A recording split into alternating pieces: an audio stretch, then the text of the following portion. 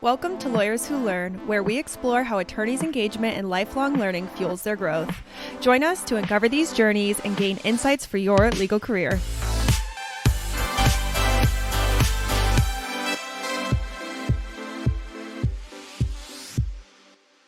Anastasia, welcome to Lawyers Who Learn. I've spent all morning watching all these great interviews that you've been on or talked about, so I feel like I'm an expert in your background.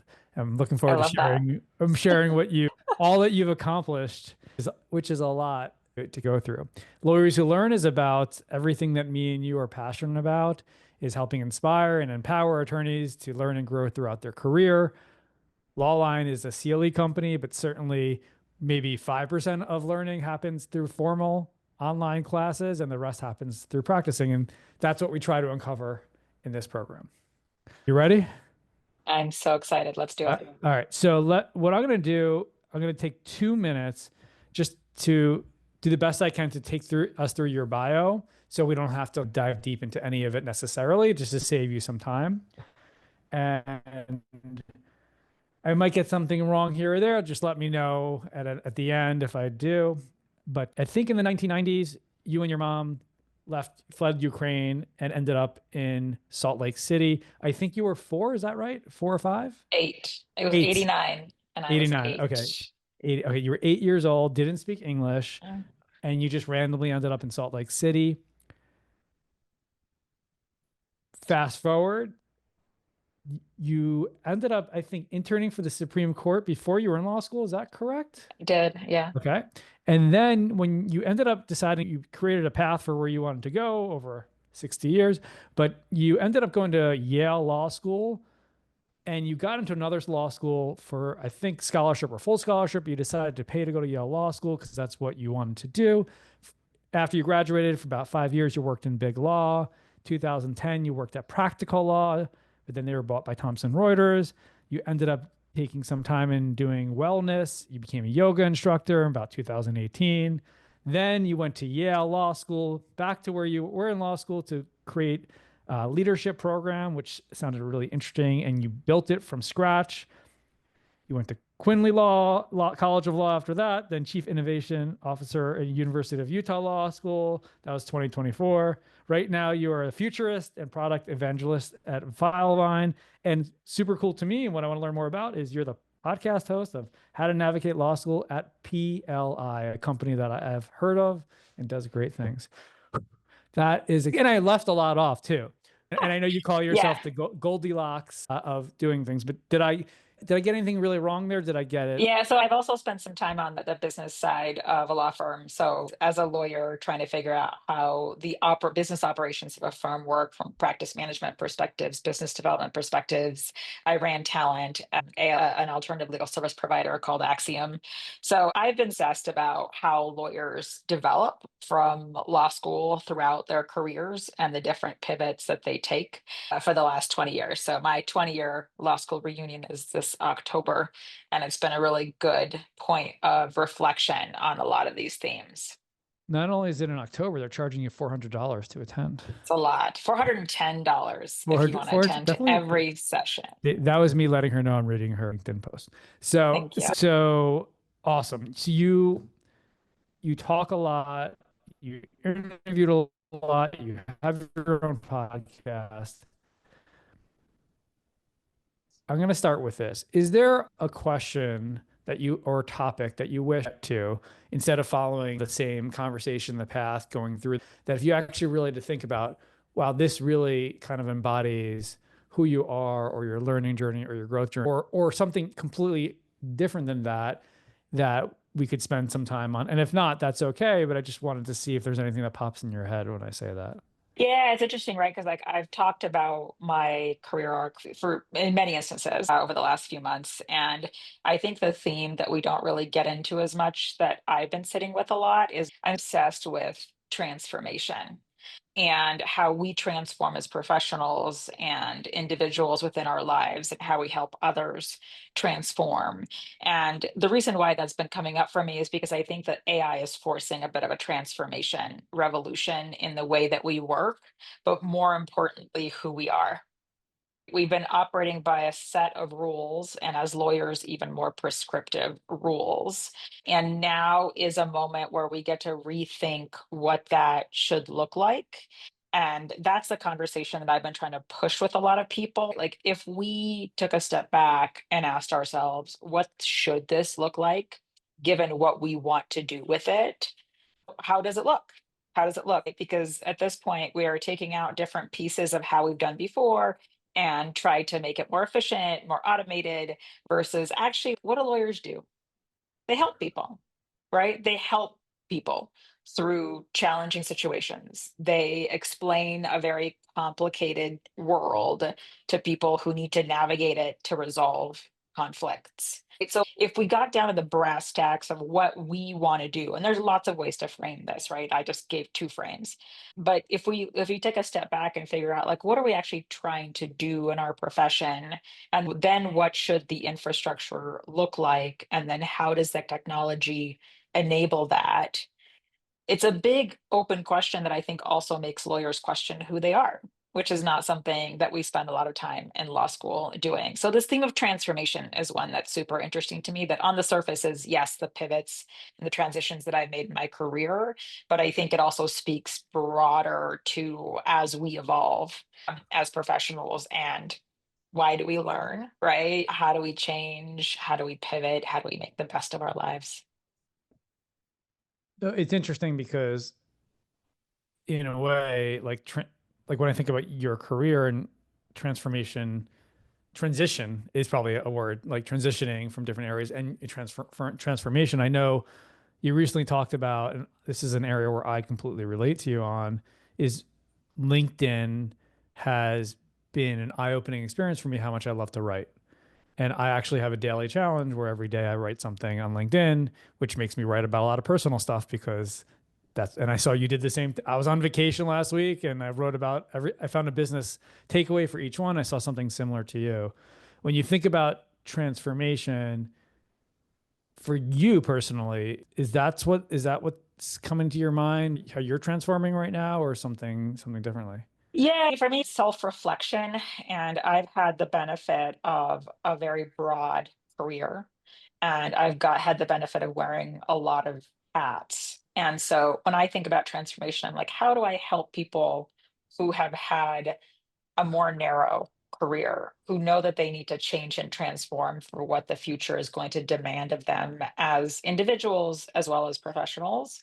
How do I help people do that? Just because when I look back at all of my pivot points, like I don't I couldn't even recognize myself 15 years ago, let alone 5 years ago. Like, I've just tried to transform really rapidly in my sense of self and what I want to become and how I want to show up, and try to move through all the different impediments that exist in the way of that. And so what I'm watching is a lot of really brilliant people who are subject matter experts who have really big decisions to make around technology and the world of work. But I'm also seeing that many of those folks haven't had the opportunity to really self reflect and do the kind of analysis that is necessary to level up to who they need to be able to take on those challenges. So that's what's fomenting for me. Yeah, And I think totally. I've done pieces of this in my career through all of these other hats and roles, but there's something about being beside someone who is trying to tackle this kind of transition and transformation that is super inspiring to me, and I think has been a theme that's percolated throughout my career. I'm a big believer and I'm obsessed with self-improvement, self-development. I have an interview that I recently did. It hasn't been aired yet. Actually, it's coming, I think, live next week with Samya, where she talks about how she practices yoga and meditation and how yoga has been a huge area for her and meditation, but to help her transform individually and to take that pause. And I know you are a yoga instructor. How, like, because I don't know, because when you're talking about transformation for me, it's so general, right? Like just what you're talking about there. But are you like, is that what you think about for yourself? Like most people don't even have a moment to pause, and where something like a yoga or like we're just going. And I heard a great analogy today. I was at a legal tech meetup earlier, and they were talking about AI. And they said the challenge with AI right now, it's like we're being told we need to change the tire while the car is moving. So like, how do you transform and learn AI when you're still trying to do stuff? So I don't know. That's what comes to mind when I hear transformation. And I don't know if any of that Yeah, rings a so bell for you. I think it does, right? And I think this is exactly what I'm thinking about as well, is because AI is such a forcing mechanism, people need to be really grounded in their values and what I call their North Star.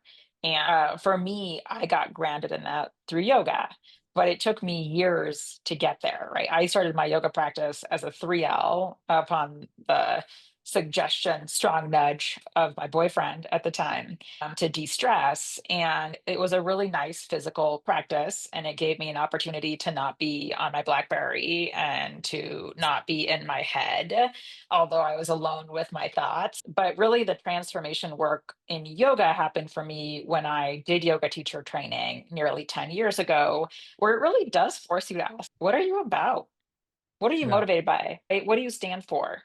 And those are really big questions that most of us try to avoid for most of our life because they're hard to tackle. It's much easier to operate by the proxies of success and external validation. But the reason why I keep bringing up all of this sort of like abstract and to some people who mystical stuff is that like if you don't know who you are, it's going to be really hard to make accurate decisions in uncertainty. And I saw this during COVID. And so when I was at Yale Law School building the leadership program and COVID hit, one of my suggestions was, what an opportunity. We have all of these senior leaders who would take us years to be able to get an audience with, and they're all stuck at home. And they can get on a Zoom and we can kind of have conversations around leadership during uncertainty. And none of them had playbooks, right? None of them had seen this before. So it was very hard to go back to how do I make decisions if I've never seen a scenario like this before? And what it So, came back to is like your principles. Sorry, go ahead. no, just to build on that is, let's just say I'm listening to this. I'm in big, this obviously applies to any attorney, but let's just use a profile. I'm a big law attorney. Maybe I'm a partner, and I'm hearing you talk about transformation, and I'm really not sure what to do with what you're saying. Are you saying I need to transform? Are you saying everybody should be like, I'm a little confused on what to do with that. And so maybe you speak to that when I hear that, what should I do with that? Because I want to grow, Yeah. but I'm not sure. Do I read a book? Do something else? Yeah, Or I think the beginning of a journey like this is through self reflection. And that might mean just taking 5 minutes a day to meditate and to sit in a chair and be aware of how your body feels and be aware of the thoughts that come up, right? And just like start building that awareness day to day, noticing patterns, noticing things that might be sticky in the things that you're thinking about, or what might trigger you emotionally or have you react to. And then why you is, might go sorry, ahead. I'm just trying to get to, because like these, because going back to the question I asked you is what you don't talk about enough. And Mhm. so you don't talk about transformation, but what specific, because I think you do talk about it a lot. Like, what are you not talking about with it? Is it more like more lawyers need to transform based on what's happening in the world? Is that where your thoughts are? I Like, think we're just lawyers, yeah, I think lawyers have to level up.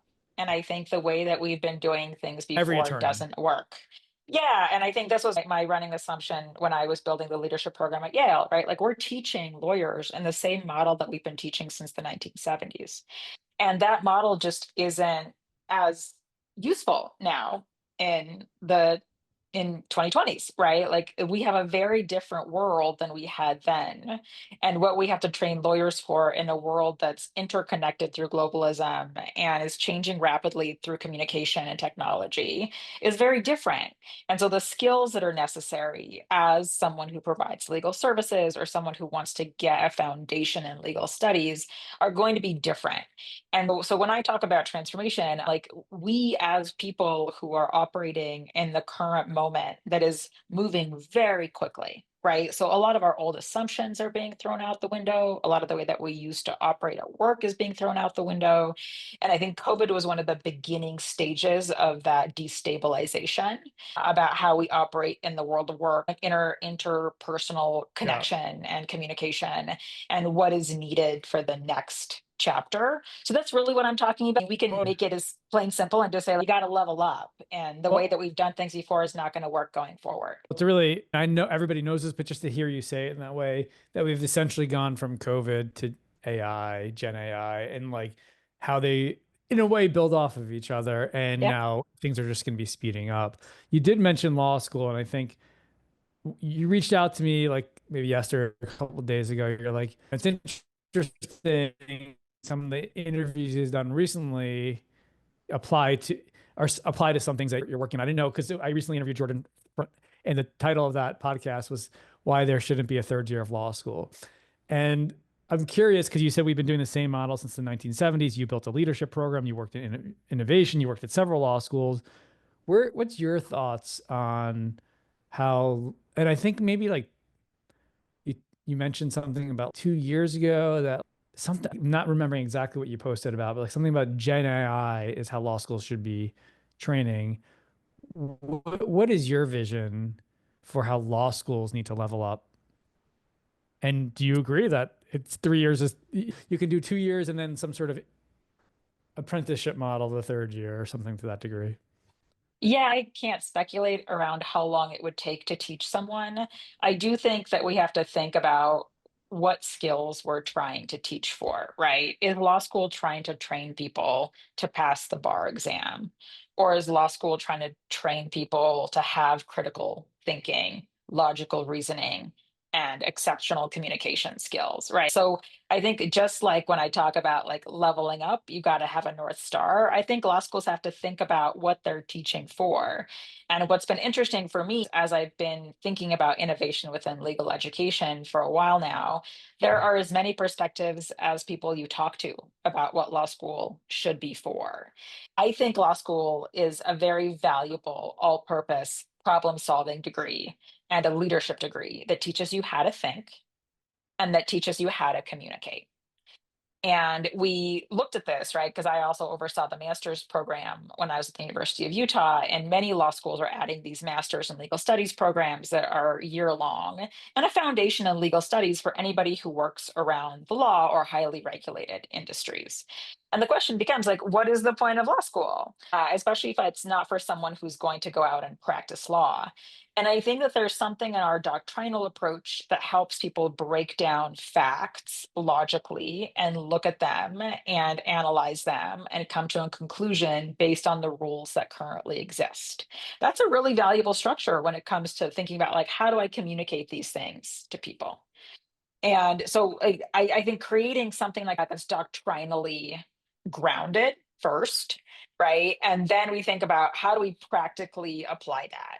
And so some law schools have robust experiential education programs. And I think clinics are a wonderful way to apply learning how the rules work in a logical manner to an actual scenario. And then I think about leadership training and what I've done a lot of work around as effectiveness training. So it's financial literacy, it's professional skills, it's like bespoke career pathing, and it all sort of layers on one another like a cake. But it's really complicated because there are a lot of different ingredients, and every school is going to do it differently. And every school has to think about what they're trying to optimize for. Because a school like the University of Utah, where many folks graduate, stay in Utah, practice in the state, would probably think about like, how do I set those students up to be successful local lawyers? Right. Yeah. A school like Yale Law School that has produces a sort of a disproportionate number of academics for folks who end up going to other law schools and teaching, produces a lot of appellate litigators, produces a lot of sort of entrepreneurs and non-traditional students who take a very non-traditional path in their careers. Needs to think about a different set of skills to be teaching students to be able to do those things that we know historically they've done, or that's been part of the culture of who we are as a school.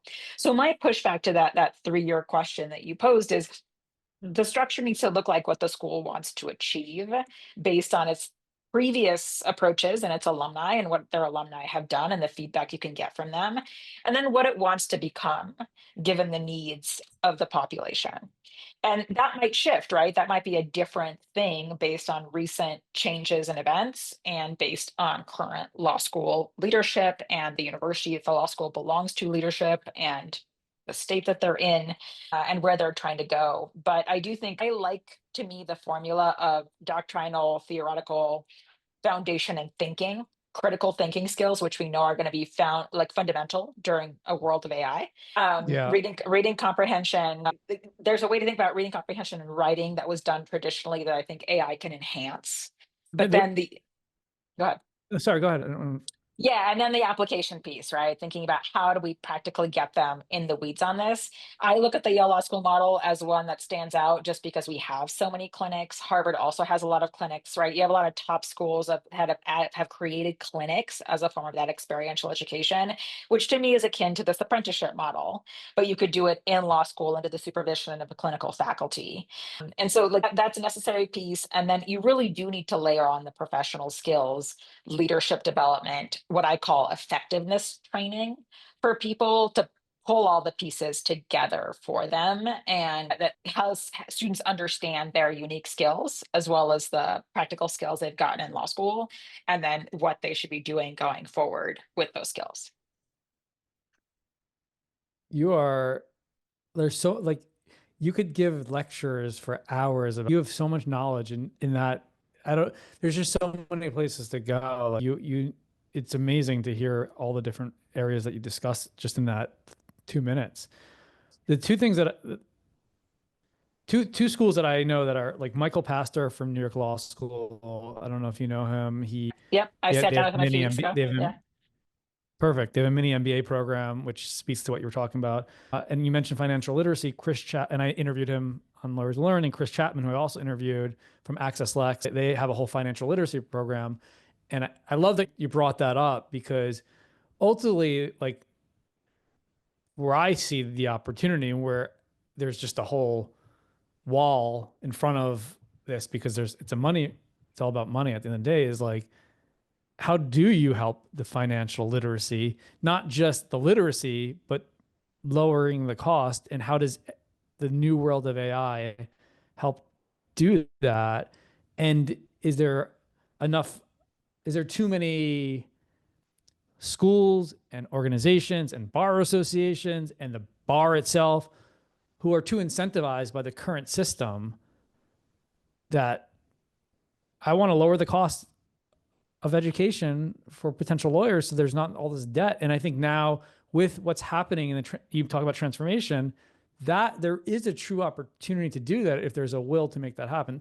That's really what I'm getting at. Is just I think there's so much value, but there's so much there, but is it the value for, depending on the school, hundreds of thousands of dollars? So does that make sense? Like, Yeah, and this is the conversation that I've had on my podcast as well. I saw that. Yeah, you have to think about the trade-offs for yourself about whether the opportunity cost and the actual surface cost of that education are worth it.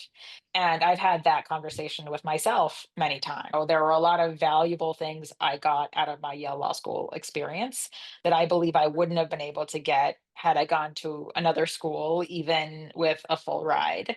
And that can be like Monday morning quarterbacking, right? That could be rationalizing my experience. But it was a very expensive one. And there are some times where I doubt it because I'm not a practicing lawyer, but I do love the law and I love the legal profession because I think lawyers, like I said before, are helpers. And they have this unique ability to facilitate the guidance through a complex system and help people navigate conflict. And so to me, it's valuable to have gone through a law school experience and to have practiced as a lawyer and to see how those environments operate. And so that education has been helpful to me. I will say, having been in the depths of law school budgets, having talked to a lot of folks who are in the depths of law school administration, there are many ways to make this far more effective. I don't like the word efficient anymore. I'm pivoting today to effective. What are you trying to accomplish as a school, and how do you align your budget and operating structure to effectuate that. And so schools that have $1 billion endowment should be thinking much more toward effectiveness and lowering debt burden. And some schools are, right? Some schools are offering full ride scholarships for the most needy students. But I think that there's probably an opportunity to create a structure where you're not paying $300 to Yeah. $400,000 for that experience. And part of that is I think those institutions have not traditionally operated in an effectiveness motivated way that has efficiency baked into it. And there's a lot of discussion about why, right? That's a whole other podcast. Another person I interviewed who's amazing is Connor Grennan, who's a thought leader. I'm sure you know who he is. He's a Yep. dean at NYU Stern Business NYU. School. One of the things he said on the podcast, NYU, I'm sorry. What he said on the podcast is that he said they actually lose money on their business school students because of all the and I was like, what are you talking about? And it's funny, I love the word efficient. I'm not ready to get away from that yet because I talk about that at Lawline a lot. Like that's because what you can do. And one of the things, even in this morning in the tech talk up that I was talking about is, in many think tanks that I've been to, is the new law firm we built, not from an existing firm morphing, but it'll be a completely new tech focused, AI focused firm. And that's what's going to grow and compete and make existing firms change. And you're seeing it. There's some examples that I can't remember off the top of my head that these Legal Tech Fund now has an incubator, right, for practice specific firms that are going to start from technology first. Yeah. Like brilliant. Like And the old I think the traditional same corporate thing, model yeah. doesn't need to exist. I suspect the same thing will happen with law schools. Of course, things need to change. The same way Utah has been ahead of the curve with unauthorized practice of law and with the sandbox. I suspect over the next, as things accelerate and more the line between a legal tech company and a law firm start to blur, things will potentially change. I don't know what that will mean for the thousands of law schools that exist right now. Not everybody will survive the changes, but there is an access to justice to problem. We all know that. We all talk about that. I believe a solution to that is having more attorneys or more people who can actually support them, whether they're an attorney or not, or more technology that can do that. So that's what motivates me and it energizes me in addition to all the self-improvement and growth. So we can go many directions in the next few minutes. What I would love to just ask you about this PLI podcast. Tell me, it's focused on law school, which is the topic that we're talking about now. How did you end up doing the podcast with PLI? How did that start? It's relatively new. What's the story behind that? Yeah, it was interesting. Last year, I was on someone's podcast. I don't remember who spawned this, but someone had seen the podcast, had sent it over to the folks at PLI, and they reached out and they're like, "Would you entertain this?" And I was like, "Yeah, I'd love to." A lot of what I think is missing is some of this practical guidance about what people need in law school, which is sometimes missing in the advice they get at their specific schools, or students aren't ready to hear. Right. So I thought, like, why don't we talk about how do you navigate your summer clerkship? How do you think about career pathing? How do you think about experiential learning? How do you think about money? We're going to have one coming out. How do students get an ethos around money and saving and their goals and how to create that structure for themselves? So I think that there are a lot of topics that are not as talked about in law school, but are super relevant. And to me, because I've coached dozens of law students and young lawyers, like to me seem like very obvious themes that we always talk about. And so I wanted to put that into a really accessible format. We talk for 30 minutes. It's on Spotify and Apple Podcasts, and students can get access to it whenever they need to. And so a lot of these topics have come up. And so far, it's been such a treat to also bring folks who I really admire in the industry who talk about a lot of these topics and share resources with students and help them realize that they're not alone in this and how to give them a framework to be able to think through this, right? I'm not going to give you every single answer. It's not a shortcut to absolutely crushing law school, but it does help you feel less alone. I had a really challenging law school experience, and I wish somebody had explained some of these basics to me so I felt a little bit more equipped. How do you have a goal of how many episodes you're going to be doing, and then you're going to pause and reflect, or it's like, I'm just going to do this and then we'll see where we end up, in this journey? Yeah. We're set for a dozen this year. Hopefully, that will continue. Next, that's a broader conversation with my colleagues. I'd love to, because I think there's a lot to talk about here, and people bring Yeah. up topics all the time, and there's so many things that are interrelated. But a lot of this is what also prompted how I built the leadership program at Yale, which is I had my own experience, right? I Goldilocks through my career. I met a lot of other people who had similar experiences as they navigated, especially as first generation students in law school. And there were just all of these themes that kept coming up. And I thought, like, I can embed some of this stuff in courses. I can embed some of these things in workshops and programs and lectures. But really, like, many of these themes are relevant to all law students, whether they're at Yale or at the U or anywhere else, right? These are just fundamental questions around how I build a career and how I use these three very valuable years from an opportunity cost perspective and from a financial investment perspective to be as valuable as possible for me. How do I get the most out of this, especially given all of the insights that we have from folks who have graduated and who reflect on their law school experiences? I had done a leadership class that we piloted at Yale where I brought in a bunch of VIPs to talk to the students, and it was just so valuable to have them share what they wish they would have known in law school. For many of them, it was the first time that they really paused in that question in several decades. And so there's so much valuable information that can be shared with law students about how to be a little bit less stressed, a little bit more equipped, a little bit more broad gauge thinking about their career outside of the kinds of inputs they're getting at their own individual law school. 100%. Of course, the challenge is always getting them to be able to find the time to listen and get through all the. And we all know what it's like being in school. And it's interesting because when I was talking with Connor, he's one of a lot of what he talks about is how slow organizations and law firms and companies are to adapt to behavioral change for AI. But the one area where it's adapting very quickly is in school because there's a motivation to get a good grade, and you use ChatGPT or whatever source to help you get that grade, and even teachers are using it to help grade that. And so, like, I think there's so much just to pause and have those conversations. And I've going through your site and listening to the conversations, the clips that you put up there.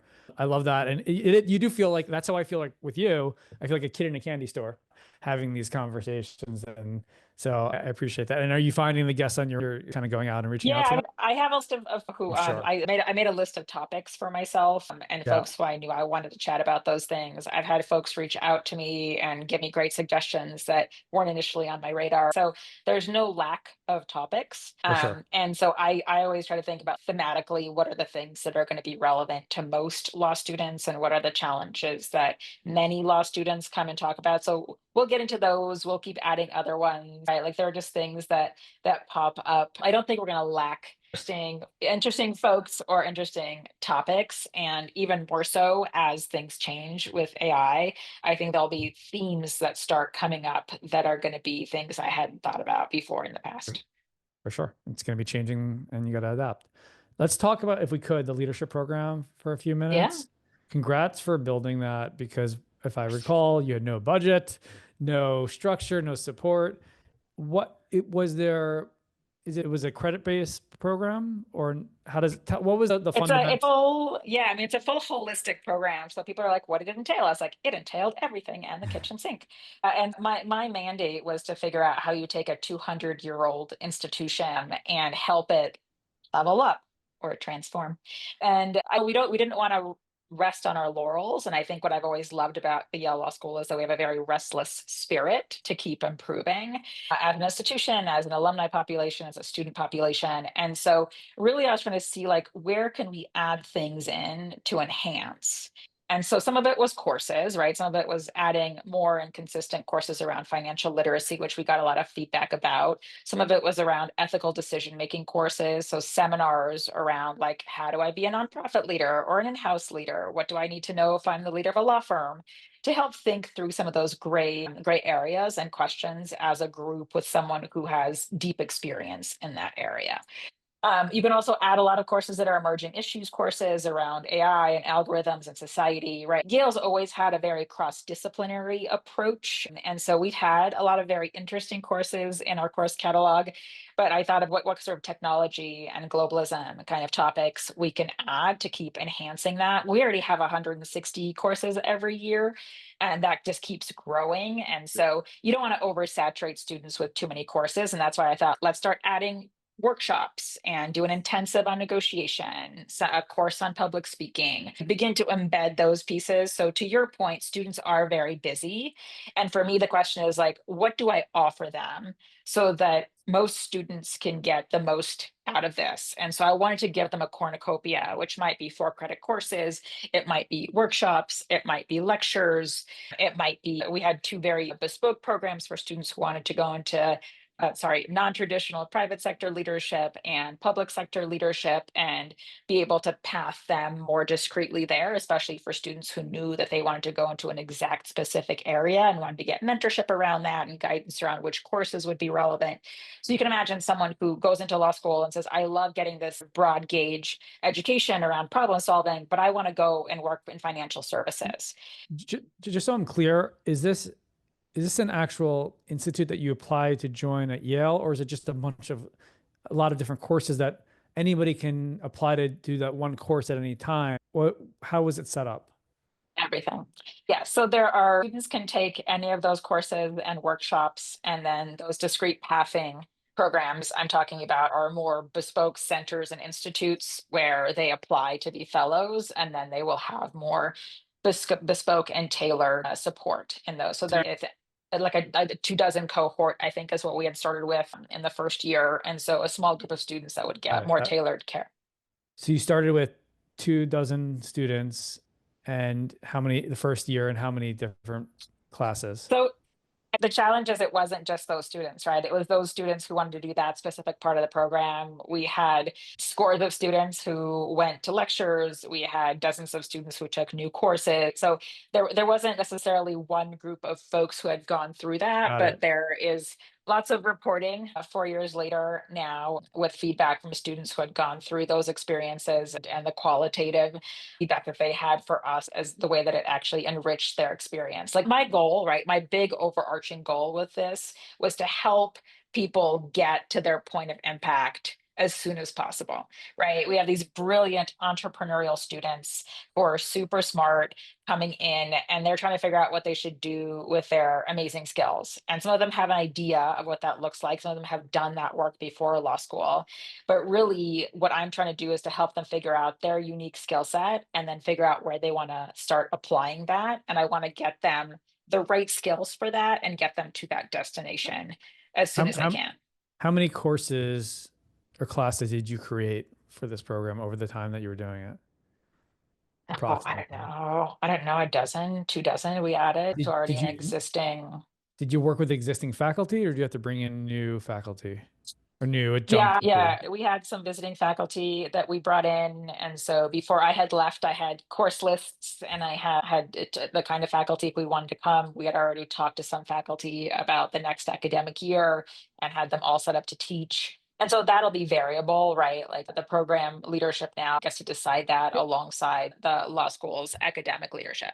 And I'm thinking in my head now, because not enough law schools have this leadership programs. I actually was at PDI, I think it was. No, it was PDC or PDI, and there was a whole program about leadership. There was a whole session that I went to was about leadership programs at law schools, and one of them, forget the name right now, they had a really great program and they built it up. And one of their big inspiring themes was like, when you look at presidents of the United States, I think 24 of them were lawyers.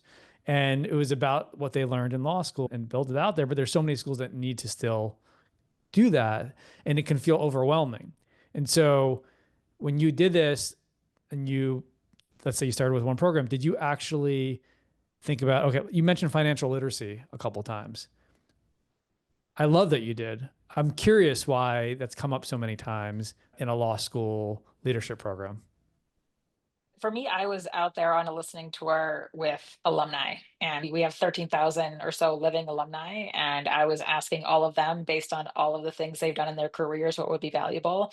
And the number one piece of feedback was, I wish I would have taken accounting, or accounting was super, super useful. And so I think lawyers have a history of, or a perception rather, that numbers are scary and they've avoided them. And maybe that's why they didn't go to business school. I posit that actually, like, basic math is nowhere near as hard as logical reasoning. And so math is just a data set to think through problems. And it's just a different way of thinking. And so even if, say, like, you're in the public sector and you really care about renewable energy, you might be looking at statistics and research papers, and you need to understand what those mean. It doesn't mean that you need to have a PhD in mathematics, but you need to not be scared of numbers and have some foundation in statistics to be able to be even more useful in that. Yeah. Corporate lawyers are going to go in and do transactional practice, understanding how your financial services clients operate through the data sets that you have through numbers are really, really useful. And so I think that's been, like, when I was looking at the leadership program, I was thinking more broadly. I looked at a lot of business school programs. I looked at what we had already offered. I was thinking generally around the research that existed around what new skills are going to be needed going forward. So I really was focusing on all purpose, because our alumni have done all purpose things. We have Yeah. people who are judges, right? We have people who are in public policy. We have people who are legislators. We have people who are in law firms. We have people who are pure financial services folks. We have consultants. We have nonprofit leaders. I have a big group of people that I need to cover as far as, like, general skills they need. But numbers are something that I think we have traditionally said, oh, it belongs in business school. Actually, the feedback is that corporate finance, statistics, and accounting are helpful for lawyers, no matter what they do. They're helpful for people, right? I just think in general, financial literacy is something that you go all the way back to high school. Like in New York State, for example, they've tried to make it a mandatory thing twice to be in school curriculums, and it's been vetoed or not voted in because of the challenges to do it or whatever it is. And I even think just financial literacy for understanding how your loans and the amount of money that you're going to go into. Basic personal finance. Yeah, that's to me the most, it starts with that to understand. It starts with that, but it's broad gauge thinking. And so part of my frustration with our traditional model of legal education is it tends to be very narrow, and it tends to be geared toward appellate litigators, which I understand, why we have done that in the past, but that doesn't mean that we can't enhance the current offering and explain to students why various classes would be good for them to take, and why an education that's more broad is going to be helpful in the unpredictable problems that they're bound to face. And then, so in addition to financial literacy, like, I think the big other pillar was around professional skills. Lawyers graduate and become professionals. They go and work in an organization, and we just haven't prioritized that. We have not prioritized, how do I work on a team? How do I give and receive feedback? How do I manage people?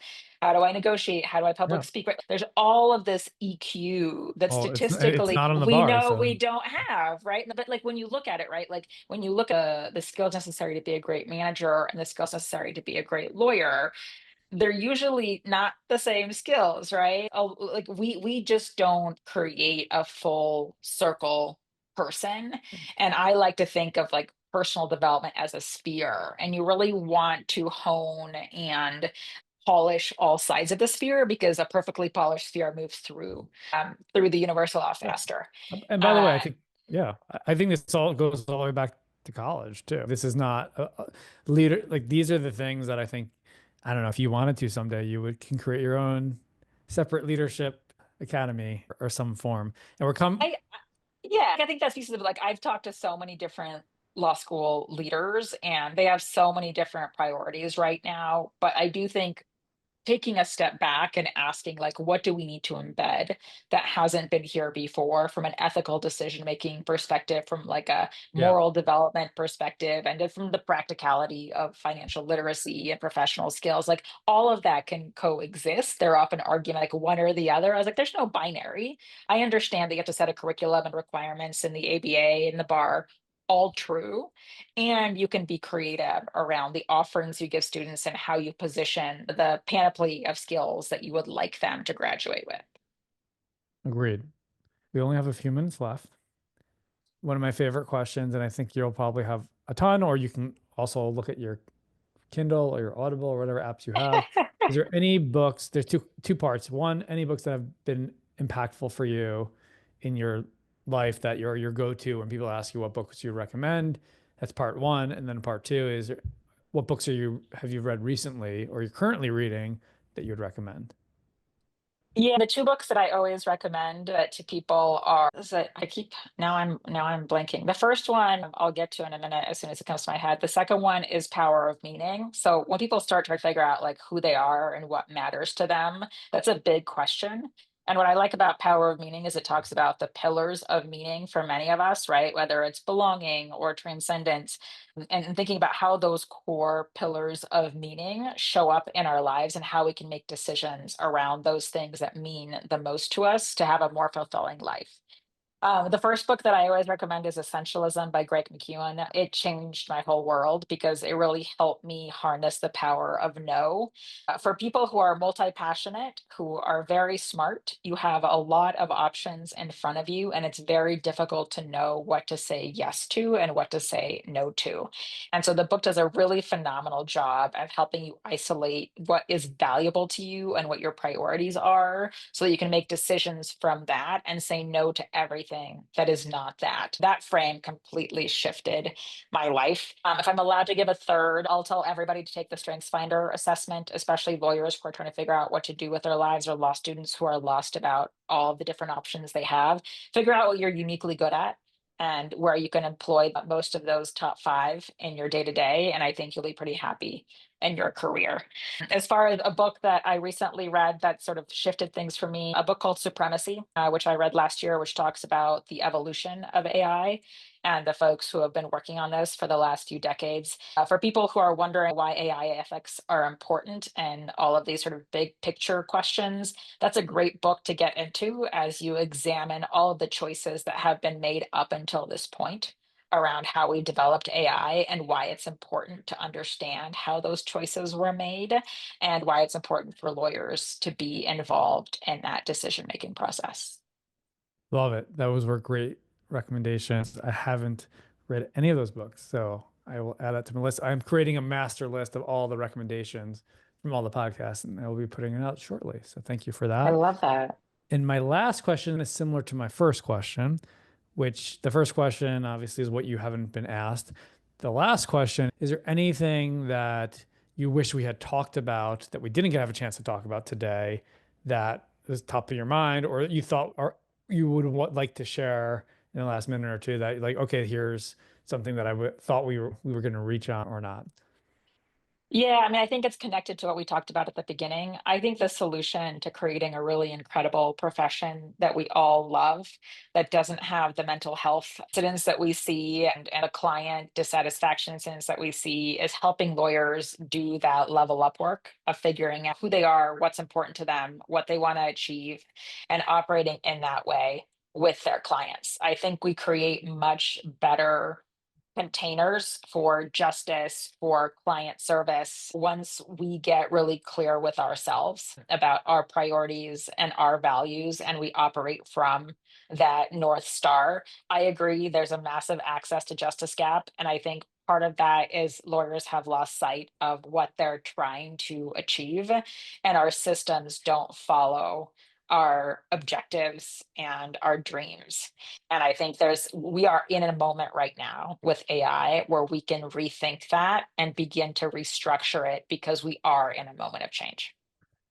Agreed. And I think that's what I see, at least anecdotally, is there's so many attorneys and coaches who are helping with wellness and professional development for in the legal space that I didn't see a decade ago, at least that are out there. And there's more research to it and more access to doing that. Fantastic. Anastasia, thank you for your time. I'm sure you're very busy. I can't imagine what you're working on next, but it's definitely going to be exciting and interesting. I know Bob asked you what's the next 5, 10 years.